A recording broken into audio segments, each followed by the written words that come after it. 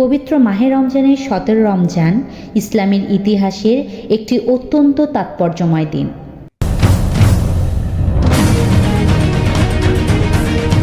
বদরের যুদ্ধ সংগঠিত হয়েছিল হিজরি 2য় সালের 17 রমজানে। বিশ্বনবী ও শ্রেষ্ঠ নবী হজরত মুহাম্মদ সাল্লাল্লাহু আলাইহি ওয়াসাল্লামের হৃদয় নিংড়ানো দোয়ার কল্যাণে এ যুদ্ধে মহান আল্লাহ রাব্বুল আলামিন তার ফেরেশতা বাহিনী দ্বারা যুদ্ধ করিয়ে মুসলমানদেরকে বিজয় দান করেছিলেন। মহানবী সাল্লাল্লাহু আলাইহি ওয়াসাল্লামের হৃদয় নিংড়ানো দোয়া সেদিন আল্লাহ তাআলা কবুল করে নিয়ে ইসলামের বিরুদ্ধবাদীদের বিশাল সৈন্যবাহিনীকে পরাজিত করেছিলেন। একদিকে আল্লাহর প্রিয় নবী সাল্লাল্লাহু আলাইহি ওয়াসাল্লামের সঙ্গে মাত্র 313 জন সাহাবী, তারা প্রায় নিরস্ত্র। অপরপক্ষে অবিশ্বাসীদের নেতা আবু জাহেলের নেতৃত্বে 1000 প্রশিক্ষিত সৈন্যের সুসজ্জিত বাহিনী। এ যুদ্ধে মানুষের ধারণা প্রস্তুত সব ধরনের চিন্তা ও উপলব্ধির বাইরে গিয়ে আল্লাহ তাআলা অস্ত্রশস্ত্রহীন ঈমানদারের অতি ক্ষুদ্র দলটিকে বিজয় দান করেন। আলহামদুলিল্লাহ।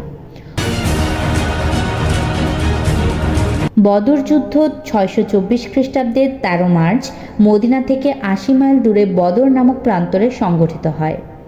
ইসলাম ও মুসলমানদের জন্য বদর যুদ্ধের বিজয় ছিল একটি ঐতিহাসিক বিজয়। তাই ইতিহাসে বদর যুদ্ধের গুরুত্ব ও তাৎপর্য অনস্বীকার্য। বদরের প্রান্তরের যে স্থানটিতে মুসলমানেরা অবস্থান নিয়েছিলেন সেখানে সূর্যের তেজ সরাসরি তাদের মুখের উপর পতিত হয়, কিন্তু কাফেরদের মুখে দিনের বেলায় সূর্যের আলো পড়ে না। মুসলমানেরা যেখানে দাঁড়িয়ে যুদ্ধ করবেন সেখানে বালুময় মাটি, যা যুদ্ধক্ষেত্রের জন্য উপযুক্ত নয়। অপরদিকে কাফেররা যেখানে অবস্থান নিয়েছিল সেখানে মাটি শক্ত এবং যুদ্ধের জন্য স্থানটি উপযুক্ত। কিন্তু অবস্থান নেওয়ার ফলে অবশেষে কি হলো?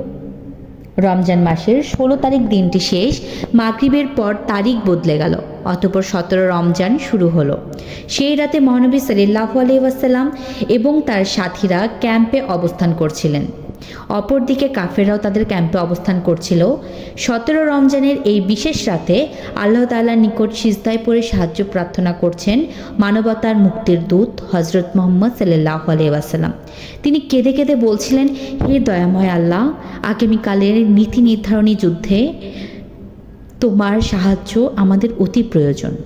এই যুদ্ধে আমরা তোমার সাহায্য ছাড়া বিজয় লাভ করতে পারবো না। আর আমরা যদি পরাজিত হই তাহলে তোমাকে সিজদা করার কিংবা তোমার নাম ধরে ডাকার লোক এই পৃথিবীতে আর নাও থাকতে পারে। অতঃপর তুমি সিদ্ধান্ত গ্রহণ করো কি করবে, কারণ তুমি সিদ্ধান্ত গ্রহণ করার মালিক। আমরা আমাদের জীবন দিয়ে প্রাণপণ যুদ্ধ চালিয়ে যাব।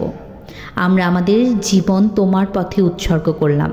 বিনিময়ে তোমার দিনকে আমরা তোমার জমিনে প্রতিষ্ঠা করতে চাই। তুমি আমাদেরকে বিজয় দান করো, আমরা তোমার কাছে সাহায্য চাই। মহানবী সাল্লাল্লাহু আলাইহি ওয়াসাল্লামের এই দোয়া আল্লাহ তাআলা কবুল করলেন। এই রাতে মরুভূমিতে প্রবল বৃষ্টি হলো। এই বৃষ্টি মুসলমানদের জন্য কল্যাণে পরিণত হলো, কারণ বৃষ্টির কারণে কাফেরদের যুদ্ধের মাঠ শক্ত মাটি কাদায় ভরে পিচ্ছিল হয়ে গেল। অপরদিকে মুসলমানদের বালুময় যুদ্ধের মাঠ শক্ত হয়ে গেল। ওই রাতেই আল্লাহ তাআলা তার প্রিয় নবী ও শ্রেষ্ঠ নবী সাল্লাল্লাহু আলাইহি ওয়াসাল্লামকে শুভ সংবাদ দিয়ে বললেন, তোমার অমুক অমুক শত্রু মারা যাবে এবং তারা অমুক অমুক জায়গায় মারা পড়বে। ঠিক তাই ঘটল। যখন যুদ্ধের সময় ঘনিয়ে এলো তখন মহানবী সাল্লাল্লাহু আলাইহি ওয়াসাল্লাম যে স্থানে বসে বসে প্রার্থনা করতেন সেই স্থান থেকে বের হয়ে এলেন এবং বললেন, শত্রু সেনাদল পর্যুদস্ত হয়ে যাবে এবং পৃষ্ঠ প্রদর্শন করে যুদ্ধক্ষেত্র ছেড়ে পলায়ন করবে। আল্লাহ পাক এমনটিই করেছেন।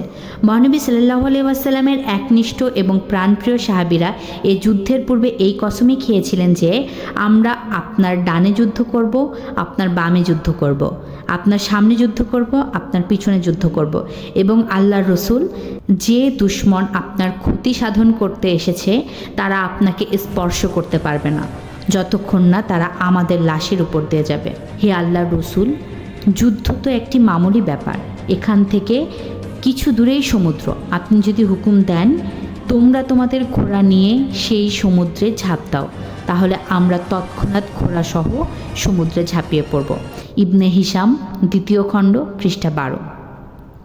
এই যুদ্ধে আল্লাহ তাআলা মুসলমানদেরকে সাহায্য করেছিলেন তার ফেরেশতা বাহিনী দ্বারা। বুখারী শরীফের হাদিস মোতাবেক যুদ্ধের শেষে সাহাবীদের মধ্য থেকে কেউ কেউ সাক্ষী দিয়েছেন, আমরা সাদা পোশাক পরিহিত কিছু ব্যক্তিকে আমাদের পাশে দাঁড়িয়ে যুদ্ধ করতে দেখেছি। তাদেরকে আমরা যুদ্ধের আগে কখনো দেখিনি, এমনকি যুদ্ধের পরও দেখিনি। কেবল মহানবী সাল্লাল্লাহু আলাইহি ওয়াসাল্লামের দোয়ার বরকতে এই যুদ্ধে মুসলমানরা বিজয় লাভ করেছিলেন। বিশ্বের বর্তমান অবস্থা খুবই ভয়াবহ। বিশ্ব যেন আজ দ্রুত গতিতে এক ভয়াবহ তৃতীয় বিশ্বযুদ্ধের দিকে এগিয়ে যাচ্ছে। তৃতীয় বিশ্বযুদ্ধের ভয়াবহতা থেকে রক্ষা পেতে আজ আমাদের সবাইকে হৃদয় নিংড়ানো দোয়ার প্রতি বিশেষ দৃষ্টি দিতে হবে। তাই আসুন আল্লাহ পাকের দরবারে পবিত্র হৃদয় নিয়ে বিনয়ের সাথে এই দোয়া করি, হে দয়াময়, বিশ্বজুড়ে যে যুদ্ধাবস্থা চলছে তা থেকে বিশ্ববাসীকে রক্ষা করো, আর জাতি, ধর্ম, বর্ণ, গোষ্ঠী সবাইকে তুমি সম্প্রীতির বন্ধনে আবদ্ধ করো। আফিয়া ফারজানা, সপ্তর্ষি মিডিয়া, নিউজ ডেস্ক।